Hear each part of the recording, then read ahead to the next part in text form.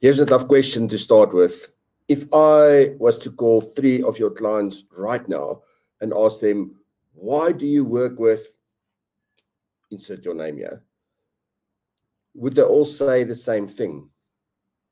Most advisors think that delivering value, that they are delivering value rather, but the truth is that many clients simply can't describe what it is that they get.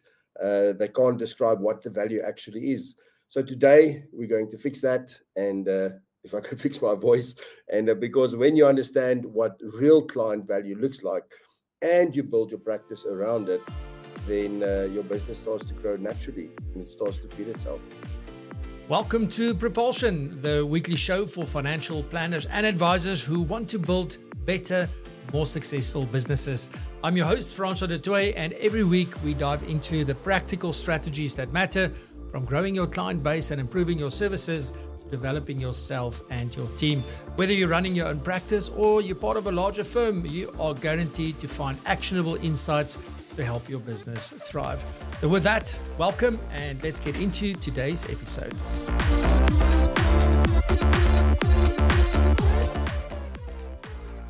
Most advisors and business owners believe that they are delivering value, but the big question is, can our clients describe that value and what it is exactly? And if I was to ask your three of your clients and you were to ask 3 of my clients, I wonder if they will be able to explain what that value is, and also, even if they can, will their answers match? Will that be the case? There's sort of these 2 sets of advisors that is common, I believe. And the one is the ones that are always chasing new clients. They need to really work hard in order to find new clients. And then are the other ones whose clients just keep on sending them clients. And I'm not sure if the reason is that, you know, they do understand the value better. Is it because of a relationship? Is there something else in it for them? I'm not 100% sure, but I do believe that the more clients understand and see the value, and more importantly, are able to explain that value to others, the more people they will refer to you from that point of view. And I think the real growth that we can unlock in our businesses is that happens when the practice revolves around value that the clients can feel and not the products that we sell. That's really, really important. And it doesn't even matter what it is that you do. I think particularly if you're in any kind of business where the product that you sell has got a long-term impact on a client, but also, man, imagine in our business, clients cannot see that value manifest really. It doesn't come to life until some point down the line. Everything happens somewhere in the future. And for some of it, that person is not even going to be here in order to see what that did. So we're probably in one of the hardest games. So being able to explain our value and for clients to get it and to have those feelings of, I get it, and I want to tell other people about it, that's really where it's at. So today I want to explore a little bit about what real client value looks like and also how to create it step by step. But the first point, like in many things that I do, is the mindset of real value. And today, clients definitely don't want to just buy financial products. They're not looking to us to say, well, what's the cheapest? What's the latest benefit? Is there some special offer? I almost died the other day again when I saw special offer, like really. It's just a different world, I think, that we live in. But I also believe that I am preaching to the converted. And most of you that are here have got a different take on financial planning and have been evolving your value propositions and your focus and everything over the last number of years. But unfortunately, there's still a big bunch of people who think advising clients on products is financial advice. I don't believe it is. Well, it's definitely not financial planning, but it is maybe a form of advice, but it is still sort of up for debate, I believe, it's from my perspective. But the one thing that clients want today, or 3 things they want, is they want clarity, they want confidence, and they want to see progress, right? So they want to see that they're moving forward, that they're moving closer to their goals. They want to make sure that they are setting the right goals for themselves and that they are taking the correct steps in order to to get to those goals. And we've got to ask ourselves, are we running a product business or are we a relationship business? Now, that's just the weird and wonderful thing about the financial planning profession, for me, at least since I've been around for the last 30 years, is that we always say one thing but do another. And I say I'm just generalizing here. So this does definitely not apply to everybody. But one of the things we say, it's all about the relationship.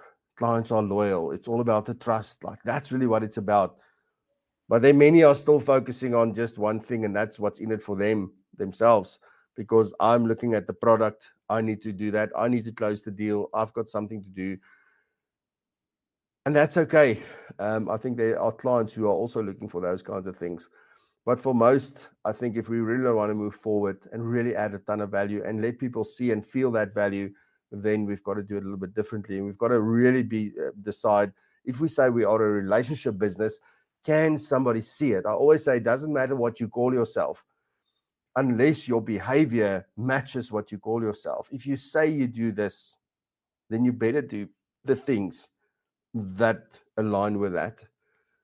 If you say that you are a certified financial planner and that you do financial planning, but the conversation, the focus, and all of it is always only around product, then you've got to question yourself whether, one, are you really doing what a certified financial planner should be doing?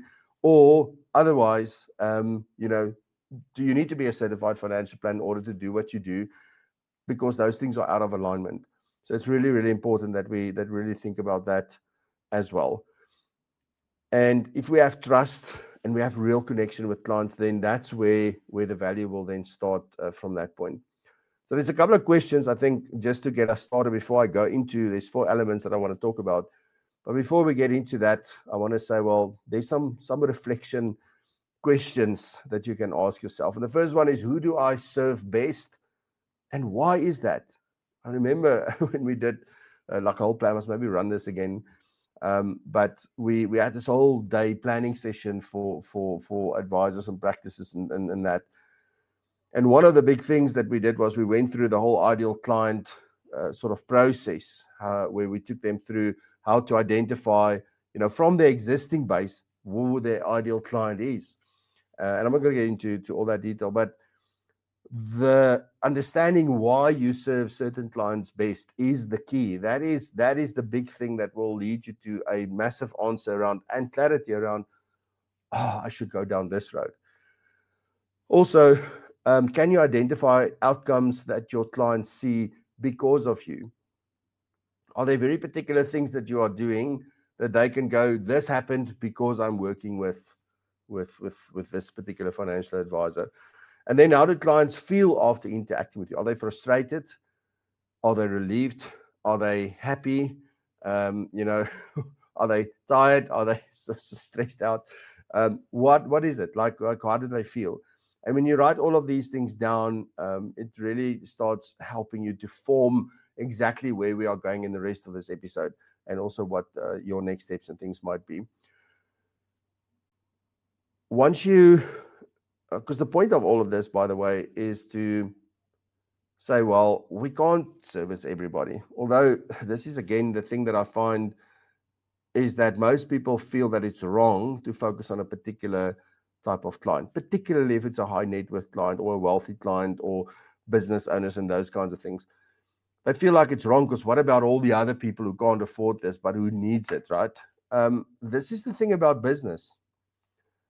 Unless you deal with a client that is able to pay for your services and you are happy with the profit that you make from it, because you'll have clients that's willing to pay, but the profit might be different. And this is not about maximizing profit. That's not what it's about. This is about understanding, what life do you want to build for yourself? What is important to you? And if you decide that I want to help a certain type of client, I know I'm never really going to make a lot of money, I'm going to have a plain and simple life, that means you're going to be happy. So that's absolutely fine. But don't crucify the people who are focusing on the high net worth people and the wealthy people and who are building big businesses and who are making a lot of profit, because they take that money and profit and they also help people who can't afford it. So there's many ways to sort of look at this, and neither is right or wrong. It is a preference, right? And the whole purpose around building a business is to make a profit. There is nothing else in business. How you do it is the important thing. The things you focus on, that's important. How professional you are, the level of your advice, how good you are at what you do, all of those things matter. But at the end of the day, without a profit, you don't have a business. Without a business, you ain't helping nobody. So we also got to sort of think about that and do what's right for you. Don't worry about what the person next to you is doing. Okay, so that's really important. That's something that I'm very passionate about, something that I, many years ago, I stopped comparing myself to others simply because it either makes you feel inferior or it makes you feel dumb sometimes, or it feels like, oh, you got no shot at making this. Those are all the things that I felt. And the moment I said, well, I'm not going to worry about them. I'm not worrying about another community starting. I'm not worrying about another show starting. I'm not worrying about another podcast. I don't care. What I want to focus on is what am I doing to serve the profession? And not everybody's going to listen to us, and not everybody's going to like what I say, and not everybody's going to like the way I do it because I've got my ways. That's fine, right? There will be others who can help them again. But I want to build a business where I can make a big difference in what it is we're doing now and make money so that I can take that money and invest it back in different ways and give back in different ways as well. So that's really what it is about. So we've got to move from this place of I have to serve everyone, I have to help everyone, to serving, and here's the key thing. We've got to move to a place of serving the right people well. Because when we serve the right people well, everything else falls in place. Then that's really an amazing place to be. So let me get into the 4 aspects that I want to talk about. So you got to know your clients, right? That's the starting point. The other day I had a meeting and I said, well, the biggest thing that we need to figure out is what are the real problems that we are solving? Are we even solving those problems? Unless we've got that, we don't have a business. But once again, to have problems to fix, you need to know people and businesses, etc., in order to be able to do that.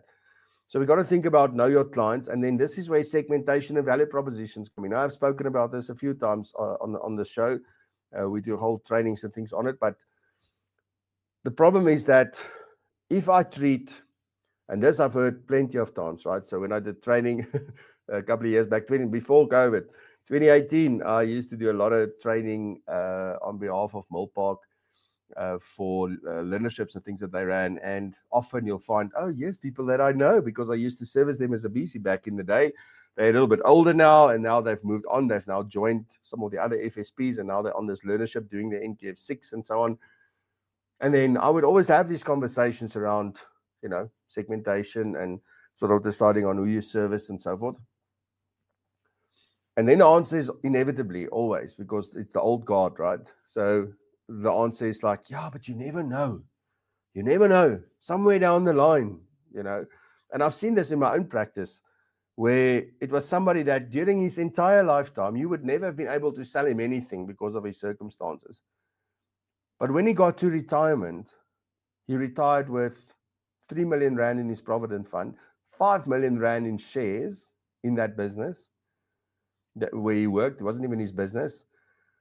So there's 8 million Rand that's suddenly available one day down the line. The problem with one day down the line is, are you going to be there one day down the line, right? So I'm not saying that we shouldn't be helping people. But what I'm saying is we've got to be clear around who we help and where this all fits in. The challenge is that if we treat all the clients, if we serve them all exactly the same, that drains us. 2 things that it drains. It drains time and it drains profit. So that's what's happening, because we try and do the same thing for the profitable client and for the not profitable client, and that just doesn't make logical sense to me. The fact is that not all clients are equal. And we've got to understand that that's perfectly fine, right? It's also there's your values and your vision and your mission that everything needs to align to. So again, just understand that not all clients will be you might sit there and say, Francois, I don't want to deal with wealthy clients for whatever reason. Then they are not your type of client. Other people will say, we only work with wealthy clients. And it means that the not so wealthy clients are not their type of client. And that's also perfectly fine. You've got to accept what it is that you decide. So what you can do is to get started, we can group clients in a way that makes sense for your particular business. The typical thing that we sort of, I think, run to is the factual things, right? So an easy place to start is at least understand whether each of your clients are profitable or not, which ones are profitable, which ones are not profitable. So you want to sort of look at revenue and profitability. And that's not a hard thing to do. If you use ComSpace, very easy to do. That is, I don't know how any business runs without ComSpace, to be honest. If you're really serious about managing your revenue, then that's something that you need to look at. But revenue and profitability is sort of one place to start. And the other part, which is quite interesting and sometimes a little bit subjective, to be honest, is the engagement levels. So how much do they engage? How much do you have conversations with them? How often do they contact you? How much do they participate in their own planning? Is it a meeting of minds? That's how I define engagement. Or is it, I'm not talking about likes and shares and things on social media. I'm talking about that. Or then also, can you rate the relationship depth? So do you have a good relationship? Very important. You can also sort of think about, and that for me is a very critical part, to understand the type of relationship you have with this client. Is it somebody that's giving you energy? Is it somebody that's draining your energy? There's an answer there. But also, you can also decide on life stages or types of advice that they need. There are so many ways to group people into what they need, etc. But once you've done something like that, then the next step is to create simple value promises for each group. You see, this is not about the fact that we shouldn't be servicing certain people. This is about not giving the same services, because often this is also the thing with advisors, is they will always say, like, everybody deserves good service. Absolutely. This is not about service. It's about services, which is a massive difference, because not everybody should get the same services. And when you group them, it starts to become much easier to really understand, oh, this group needs X, Y, and Z. Let me put together a proposition for that group. And then you can have another group. This is not about just servicing or serving one group. You can have multiple groups. Once you've done that, and we've got this simple value proposition, you can say, well, what do they get, right? If you want to go through this process of putting together a value prop for them, what do they get? How do they experience it? How do you want them to feel by the end of that? What is it like going through that process? And how often do they hear from you? It's 3 simple things. Here's a powerful thing I want to say. So we all know the 80-20 principle, right? 20% of your clients gives you 80% of your profit. But I bet, and it's not necessarily the same 20%, but I'm also going to bet that 20% of your clients are giving you 80% of the joy in your business. So let me say that again. So 20% gives you 80% of your profits, but also 80% of your joy. I don't know. I don't think it's necessarily the same 20%, but that's, I think, a very fair statement to have. But once you know that this 20% gives you 80% of your profit and your joy, then you want to build it around that 20%. What is it that they want? That's what you do. And then you go after more of that 20% kind of people. Because once you know who they are and what they look like and how they behave and how they show up, it's easy to identify more of them. So when we talk about segmentation, it's not about excluding anybody. It's not about when you niche. It's not about, again, getting rid of people or saying, oh, don't deal with you. It's just also honing your message, being clear on the things you love to do and the things that you are really good at doing and the things that really makes a difference to people. You want to do more of that. You want to do as much of that as possible. Okay. So the second thing then is also then using data and digital tools. We are in a world where data is everything. It's really important because it gives you insights into clients. It's not just numbers. There are really stories and trends and things to be identified when you have that correctly. And if I can sort of just quickly give you some ideas of application of data, I always say there's sort of 3 pieces of data that you need to really do a good job, right? So the one is your CRM, provided that you use it correctly, but all the data in your CRM. Then you also need your revenue. So that's the CommSpace stuff.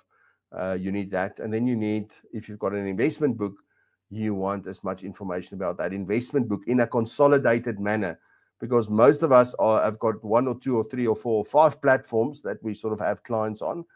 So we get these statements from everywhere or these book reports from everywhere, but you can't really see anything. You can't really do anything with it unless you put in a lot of work in order to merge and combine all of those into one thing. And you've got to clean the data, and it's a massive job. So nobody does it. But now, if I take my CRM data and I link my revenue data and I link my assets under management data, suddenly you've got a pretty complete view of what it is that your base is doing, where you need to focus, etc., etc. Some other things, if you think about CRMs, I mean, the whole purpose of a CRM is to manage the relationship.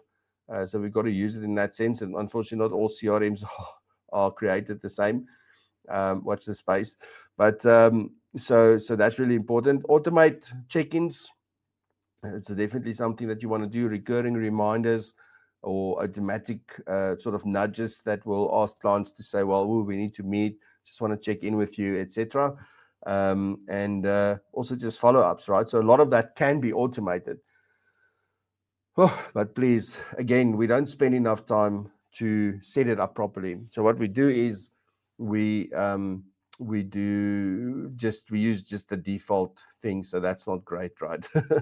So also be careful of that. And also, if you've got birthday reminders or birthday messages and things like that, please change them every year so it's not the same year after year.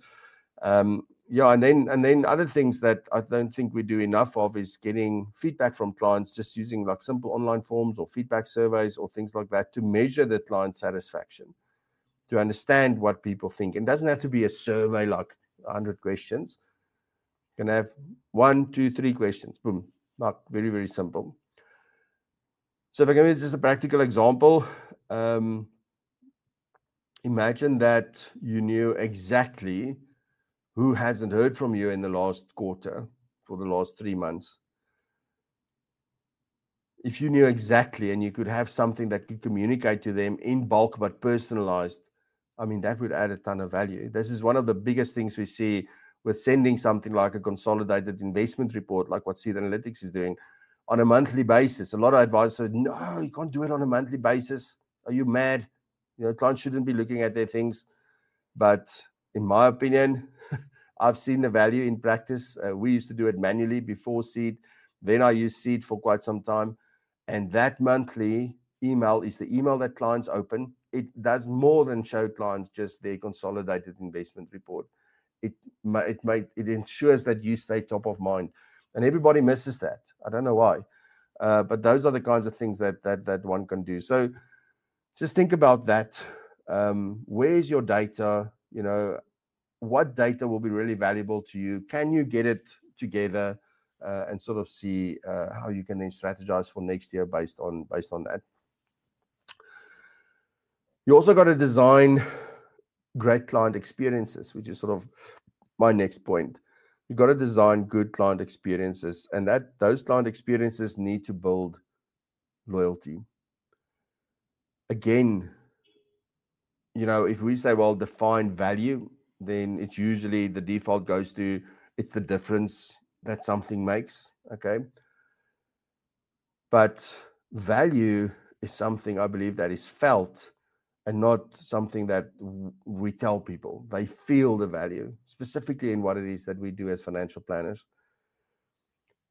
So you've got to start with mapping your entire client journey. Yes, I'm working on something really cool at the moment in that space. But map your client journey from before they even know about that you exist to they've become a client right until the end when they fall off. What is that client when they fall off because they maybe pass away or for whatever reason they're no longer a client? You got to map that out, right? All the way through. And then you must look at that and identify, are there any dead zones where communication dies down and where maybe you should actually be communicating a little bit more? Where in that journey are you creating moments of magic? Where can you use technology and automation and even a little bit of AI? Where can you do those things? Because everything is about that client journey and understanding that. And how does that all work together? You can think about also adding small personal touches. Like, it's so sad. In the US, people can still mail postcards and it will actually get there. Here, don't try that. That's not working. So, handwritten cards, you'll have to hand deliver that basically as well. But short video messages might be a cool thing to sort of add on to the experience of the client and have meaningful check-ins. A check-in, just a check-in with the client without an agenda. Just saying, hey, I was thinking about you. How's it going? What's up? How's the wife, the kids, the blah, blah, blah. That's it. And they will sometimes maybe tell you things and then it will just go, oh, but maybe we should have a conversation. The best conversations you can have are ones without an agenda.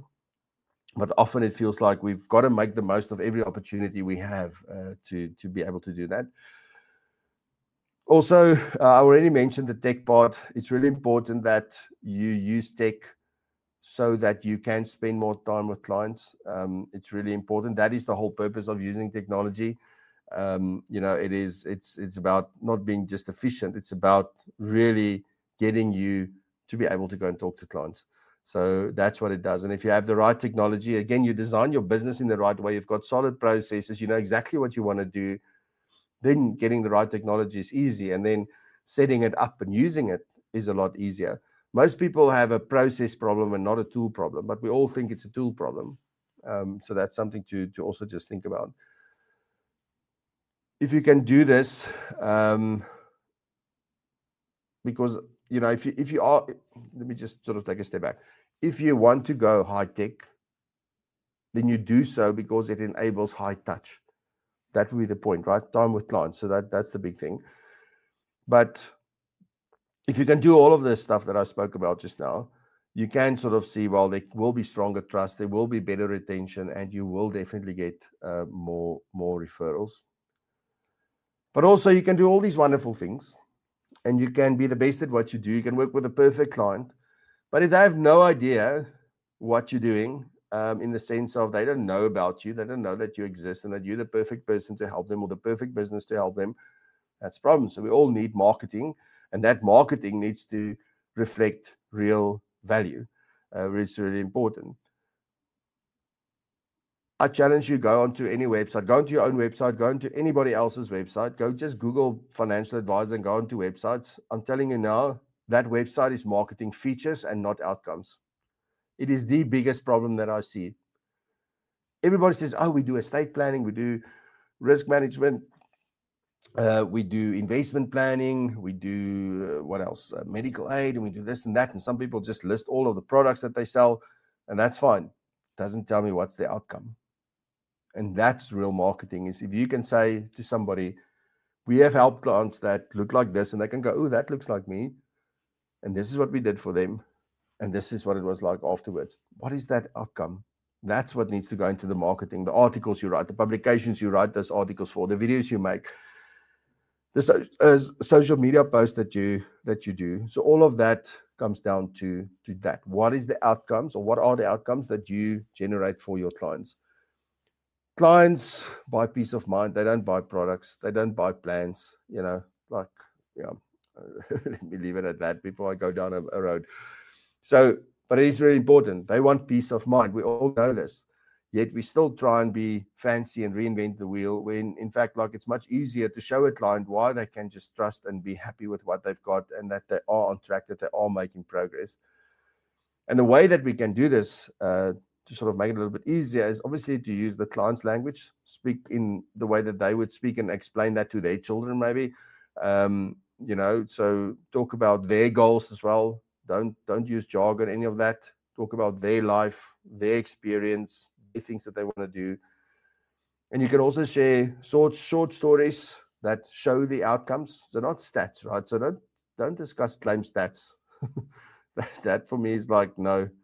I don't know what the thing is with claim stats, but I think it's more important that we show outcomes. It's not the fact that we paid how many cancer claims on severe illness. It's not about how many death claims we paid. It's none of that. Doesn't matter. What matters is what happened after that payment. What difference did that payment make? That's where the focus should be, not the fact that 3 out of 4 men gets some kind of weird cancer. It's about when that happens and you have this, what does life look like after that? For you, for the people you care about, etc. And then also keep your online presence consistent with your client experience. Like show up the same way in person and online and at the office or at the coffee shop in the same manner, so that people know what to expect. And I think when we do marketing really, really well, it's an easy thing to do. A lot of people say, marketing is so hard, it's so difficult and all of that. But I think if you just tell the truth, that's it. Just tell the truth about the value that you deliver in a way that clients understand. That's it. Just make it about, this was life after somebody worked with me. That should be the focus. Very, very simple. So let me recap this very quickly. We started off with talking about the value mindset. So just the way that you think about value and the way your clients think about value. We spoke about segmentation and sort of putting people into groups and then designing services that would be for them and understanding why you work so well with those people and why you love helping them. Then also think about digital tools and data. We also spoke about client experience and then also marketing in the end. When you create real client value, then your business becomes more than a service. It becomes a community like Propulsion, but for your clients where they can say they want to stay part of that. And that's also something I've spoken about before. How do you go from a client base to a community? And I think that is the next evolution for financial planners and advisors and financial planning businesses for that matter, to evolve their client bases into a real community where they start introducing clients to each other and let clients work together, etc., because we all want to build our networks. We all are looking to expand our businesses and grow our careers. So that's really important from that point. So what I want to say to you is stay curious, keep exploring, which is our theme. And remember, the more value you create, the more your practice takes care of you as well. Thanks for joining us on Propulsion. If you found value in today's episode, then there's plenty more where this came from. You can find all our previous episodes right here on the podcast as well as on our YouTube channel. And talking about the YouTube channel, we go live every single Friday at 8 a.m. until 9 a.m. and we host many different guests and we also talk about very interesting topics. And on the live show, there's also some incredible segments hosted by some of the most well-known and influential financial planning professionals. So you are most welcome to join us every single Friday. Put it in your diary and we will see you there. And on that note, also please do check out propulsion.co.za/community for all of the goodness and learn more about how you can become part of our amazing community and how that would benefit you, your business and your career. So on that note, stay curious and keep raising the bar.